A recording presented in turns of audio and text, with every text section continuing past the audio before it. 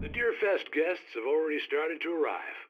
Just ran into one on the ferry. A famous artist, no less, but we'll see if we can rope him into an interview later on. Now, let's go to the phones. Caller, you're on KBF-FM.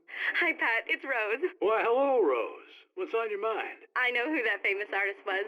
It was Alan Wake, wasn't it? He's my favorite writer. Well, Rose, I just saw him at the diner.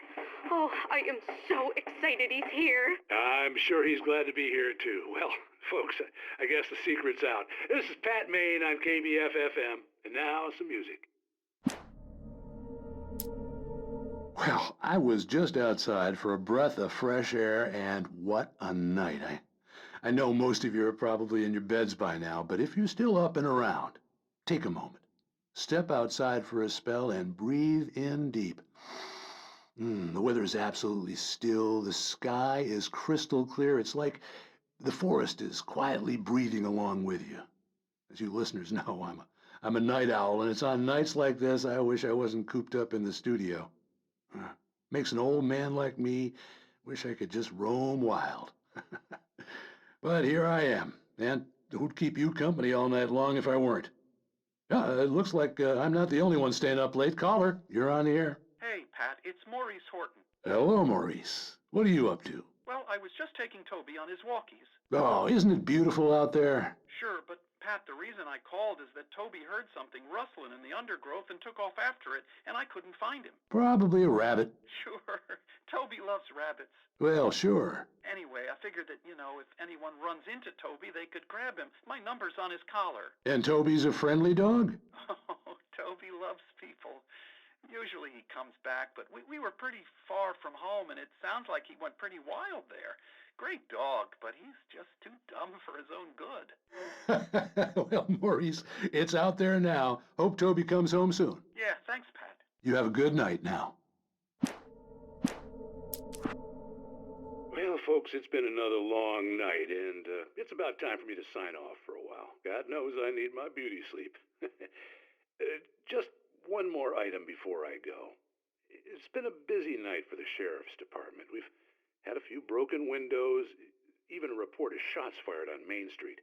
Deputies Mulligan and Thornton had to deal with two intoxicated young men who were celebrating the completion of their Deerfest float. Now, folks, we get this every year. I know it's exciting that the big day's almost here, but let's save it for the party and leave the gunplay for the shooting competition, huh? There's no point in getting all worked up yet.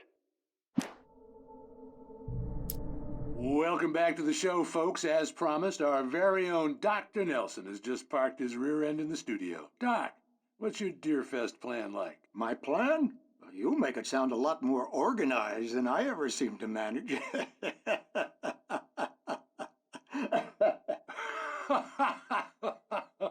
Oh, yeah. Oh, you old coot. No plan, really, just taking the atmosphere. I'm getting a little too rickety to do much more than that, Oh, tell me about it. No sack race for us older gentlemen, huh? Yes, exactly, Pat. But I'm going to check out the parade, of course. And I'll be one of the pie contest judges, too. Well, that takes a different kind of constitution. Oh, yeah, it's my kind of exercise. Now, Doc, seriously, you're in pretty good shape, though. You're the outdoors type. I know for a fact you're an avid fisherman. That's right. Matter of fact, just caught a heck of a largemouth bass early this morning. But you're not taking part in the fishing contest? No, not this year. See, Pat, I'm just not that competitive anymore. Now I just like to take my time and enjoy the peace of it. It's no fun if I need to worry about what I'm catching, Well, considering your track record, the participants are probably pretty happy you feel that way. Well, Pat, that's kind of you to say. I just stepped outside to catch a breath of fresh air, and let me tell you, the weather's getting heavy. Nights like this make me especially glad I'm here talking to you and not home in bed. Once the weather takes a turn like this, I can't sleep at all. It's all tangled bed sheets and dark thoughts, punctuated by the occasional plunge into nightmare. Is it just me? Well, perhaps it is. But I hope I can make the night a little bit easier to get through. Caller, you're on KBF FM. Hey, Pat, it's Walt Snyder. What's on your mind, Walt? Well, I am the way you are, but, I can't sleep either, you know? I just been staring out the window here, trying to make sense of it all, but,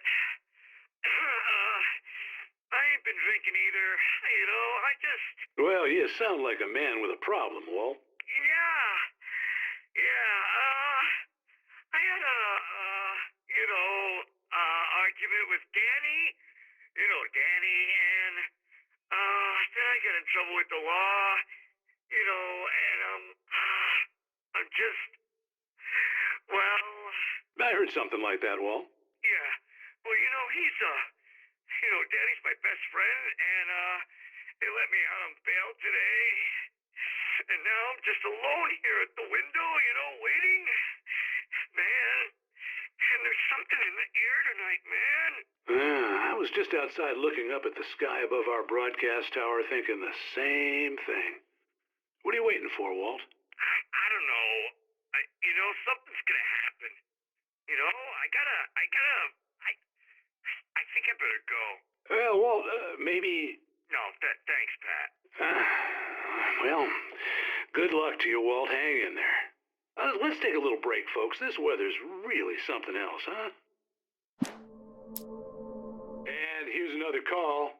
You're on KBF FM with Pat Maine. It's Milt Peabody, Pat. What's on your mind, Milt? Well, I live near the trailer park, Pat, and there's a big ruckus going on over there. Well, that's just up the road from me, too. What's going on, do you know? I don't know, but there's a bunch of police cars there, lots of sirens, a helicopter buzzing around, and I think I heard some gunshots. Gunshots? Yes, sir, like from a pistol. So can you find out what's going on? 'Cause it's just next door and they're popping off guns there. They're still shooting? No, it was maybe 10, 15 minutes ago. It sounds serious, Pat. I'm telling you, it don't sound like no party. Well, I'm certainly going to give the station a call, Milt. Okay. You'll hear it here as soon as I hear from them. Okay, thanks. And we have another caller. You're on the air. Pat, it's Lorna Miles. Why, hello, Lorna. What do you have for us? Well, I just don't see why the cops bother with the trailer park. What do you mean? It's a trailer park. Of course you're going to have trouble in a place like that. I mean, what do you expect? The sheriff should be helping us normal citizens instead of wasting resources on those people. Well... Let the trash sort themselves out. I'm sorry, but my granddaddy settled in Bright Falls in 1911. Well, thank you very much for that compassionate viewpoint, Lorna.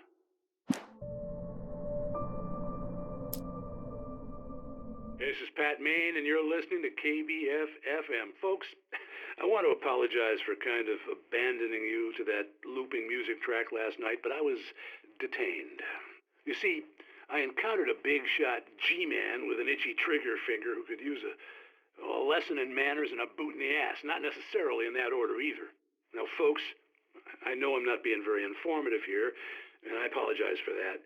I really should just keep quiet, but I'm just so peeved right now, because some people just shouldn't be carrying badges. I'm just glad that our Sheriff Breaker was there to straighten things out.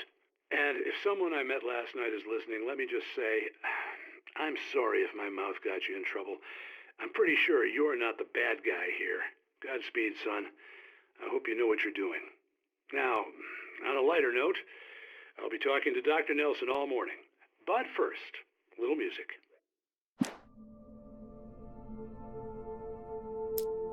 Welcome back to KBF FM. Hope you enjoyed that tune. Now, Doc, you were talking about life and finding that special someone, that soulmate. Well, you were talking about that. I was saying I don't buy it. Oh, see, to me, that's strange, because I always pegged you as a hopeless romantic. You got me there, Pat. But I think love's where you look for it. And you need to do a lot of looking, sure. But the idea that there's that one special person out there for you, and if you miss that chance, it's gone forever and you're forever incomplete. I mean, isn't that depressing? Or, heck, childish even? Hey, there's plenty of fish in the sea. And apparently a fisherman has a fishing analogy for everything. But what you're saying, isn't that a little harsh? Well, no. What I am saying is that your potential for finding that connection isn't limited to what's essentially a chance encounter. How is that harsh?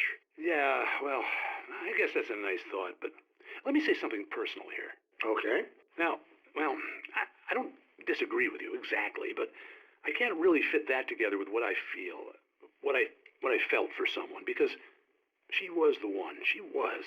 And I let her drift away from me.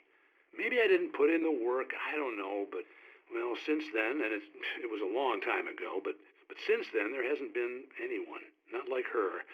And I'm not saying I dwell on her or haven't moved on. I like my life. I'm not living in the past, but I do miss the way she completed me. You can't argue with the heart, Pat. I'm sorry, folks. I had kind of a scary experience last night, and let's just say it's shaken a few things loose.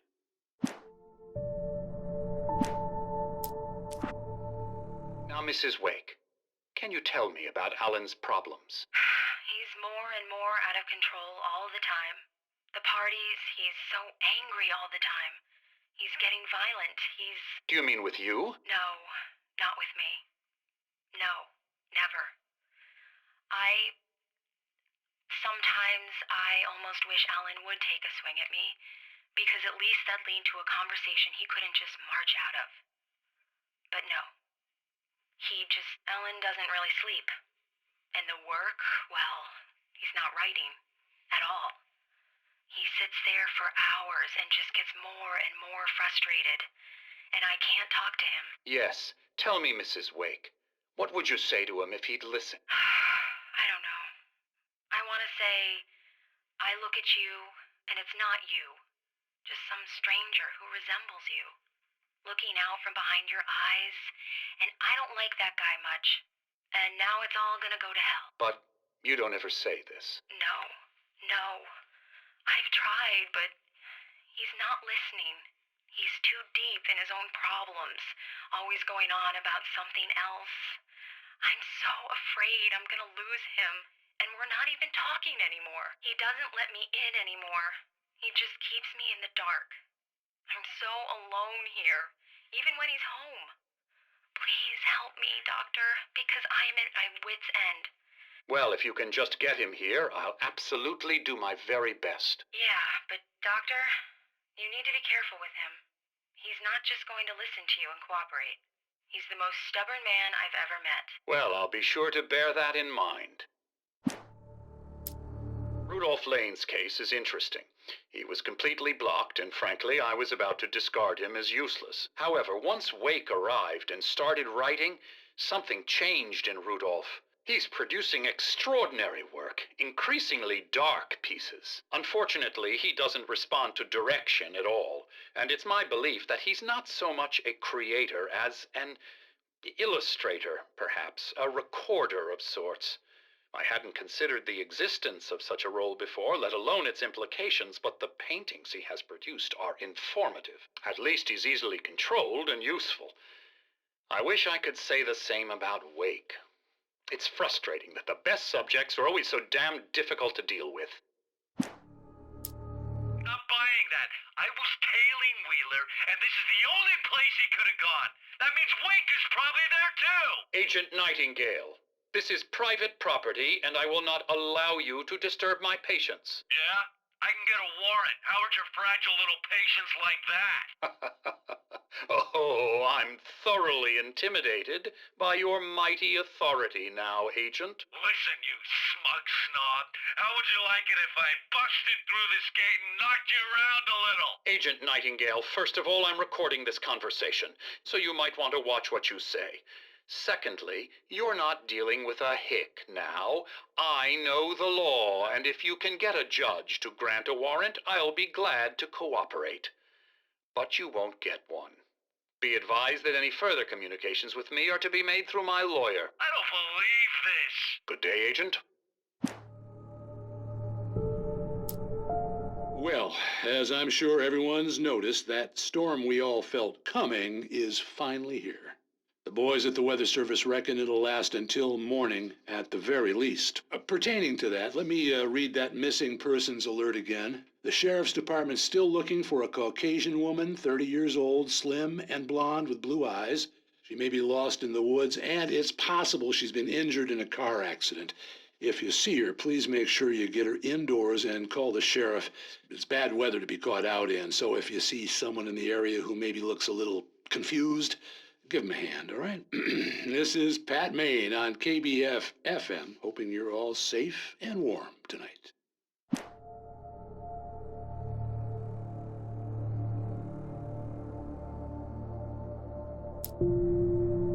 As you regular listeners know, I tend to work through the night, but I'm not the only one. Deputies Mulligan and Thornton are taking a couple of moments off their busy schedule to join me here in the studio. Boys, how busy are you now? Deerfest is almost here, isn't it? I bet that keeps you in business. Pretty busy, yeah. Actually, Pat, we've been real busy with other stuff. Which concerns an ongoing investigation. So we can't talk about that, Thornton. I wasn't gonna say anything. I was just saying we got, other irons to fry. And how would you compare your workload to last year's? Things have seemed relatively peaceful to me, but people do tend to get a little wild this time of year. Oh, it's wild, Pat. It's pretty wild. There's been all sorts of trouble this year. Vandalism, fighting, public disturbances. A lot of people gone missing, too. Yeah, it's pretty much the usual stuff, Pat. Just, a lot more of it. Now, is it just me, or does Deerfest get wilder every year? People seem to be more drunk, at least, or they start earlier and younger. Oh, it's definitely not just you, Pat, but... Definitely, Pat. Hey, I'm talking here, Thornton. Oh, shoot, I lost my train of thought. Not just me. Oh, yeah, it's wilder, Pat, but actually most of the trouble seems to be coming from grown men.